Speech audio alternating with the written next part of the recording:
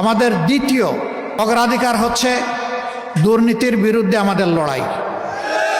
আল্লাহ ক্ষমতায় কারে নিবে না নিবে উই ডোন্ট নো। এই অ্যালটমেন্ট আসবে ইনশাআল্লাহ আসমান থেকে।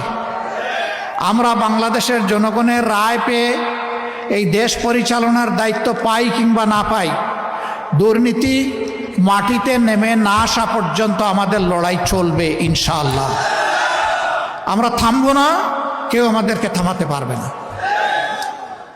আমাদের তৃতীয় অঙ্গীকার সবার জন্য ন্যায় বিচার। এটার থেকে গরিব ধনী দল ধর্ম নির্বিশেষে কেউ যেন বঞ্চিত না হয়। সবাই যেন আইনের সমান সুযোগ পায় এবং ন্যায় বিচার পায়।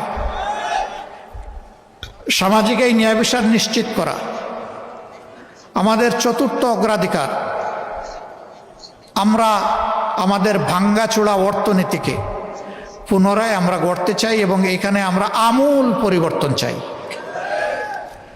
ওই উপরে উপরে প্রলেপ দিয়ে হবে না। ভিতরে ক্যান্সার থেকে গেলে উপরের চামড়াকে কসমেটিক সার্জারি করে মানুষকে সুস্থ বানানো যায় না।